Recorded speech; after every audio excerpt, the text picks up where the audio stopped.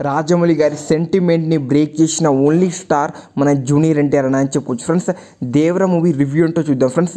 Cinema ఉంది, hit అయిందా flop అయిందా ఫస్ట్ అయితే మనం మాట్లాడుకుందాం. ఫస్ట్ హాఫ్ అయితే అదిరిపోయిందని చెప్పుకోవచ్చు. సెకండ్ హాఫ్ అయితే సూసూగా, కానీ లాస్ట్ క్లైమాక్స్ ప్రీ క్లైమాక్స్ అయితే అరాచకుందని చెప్పుకోవచ్చు ఫ్రెండ్స్. సినిమా అయితే మామూలు లేదు. ఇంకా బ్యాక్గ్రౌండ్ మ్యూజిక్ అయితే పగిలిపోయిందని చెప్పుకోవచ్చు ఫ్రెండ్స్. కొరల శివ గారు అయితే కంబ్యాక్ ఇచ్చిండు. ఎవరైతే ఆచార్య డిజాస్టర్ తను ఆ డైరెక్ట్ చేసిన ఆ మూవీని అంటున్నారో, ఇంకా ఆ డైరెక్టర్ని ఆ విధంగా ట్రోల్ చేస్తున్నారో మన కొరటాల శివ గారిని కంబ్యాక్ ఇచ్చిందని చెప్పుకోవచ్చు. అదిరిపోయింది స్టోరీ అన్న, మన జూనియర్ ఎన్టీఆర్ అన్న పర్ఫార్మెన్స్ అయితే మామూలు లేదు, పిచ్చెక్కిపోయిందని చెప్పొచ్చు. ఇంకా సినిమా స్టోరీ వచ్చేసరికి ఒక ఊరు ఉంటుంది భయ్య. ఒక ఊరిలో అంటే అన్యాయం జరుగుతుంటుంది. అంటే మన ట్రైలర్ ఎట్లా ఎక్స్పెక్టేషన్ ఉందో, ట్రైలర్ ఎలా ఉందో స్టోరీ సేమ్ అలానే ఉంది భయ్య.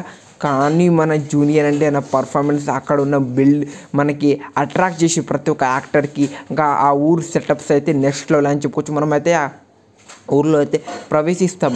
ఆ విధంగా అయితే సినిమా అయితే ఉంది అని చెప్పుకోవచ్చు. బ్యాక్గ్రౌండ్ మ్యూజిక్ అయితే మంచిగా కొట్టిండు మన అనిరుద్ గారు అని చెప్పుకోవచ్చు ఫ్రెండ్స్. ఇంకా మన కొరటాల శివ డైరెక్ట్ గురించి చెప్పాల్సిన అవసరమే లేదు, కంబ్యాక్ అని చెప్పుకోవచ్చు. హీస్ అసలుకి సినిమా అయితే అదిరిపోయింది అని చెప్పుకోవచ్చు ఫ్రెండ్స్. కానీ నెగిటివ్ కూడా కొన్ని అయితే ఉన్నాయని చెప్పుకోవచ్చు. సెకండ్ హాఫ్లో అయితే కొన్ని ల్యాక్ సీన్స్ అయితే ఉన్నాయని చెప్పుకోవచ్చు. ఇంకా కొరటాల శివ గారు కొన్ని విఎఫ్ఎక్స్ అయితే, అంటే విఎఫ్ఎక్స్ కొన్ని ఎక్కువ వాడిండు, ఎక్కువ బడ్జెట్ పెట్టినట్టు కూడా కనబడదని చెప్పుకోవచ్చు ఫ్రెండ్స్. కొన్ని విఎఫ్ఎక్స్ అయితే వీక్గా ఉందని చెప్పుకోవచ్చు. ఇలా కొన్ని మిస్టేక్స్ అయితే ఉన్నాయి. కానీ సినిమా అయితే ఓవరాల్గా అయితే పిచ్చెక్కిపోయిందని చెప్పుకోవచ్చు. ప్రతి జూనియర్ ఎన్టీఆర్ అన్న ఫ్యాన్స్ అయితే 6 years తర్వాత ఆహారం కావాలంటే ఈ సినిమాని చూడాల్సిందే, ఆ విధంగా ఉందని చెప్పుకోవచ్చు.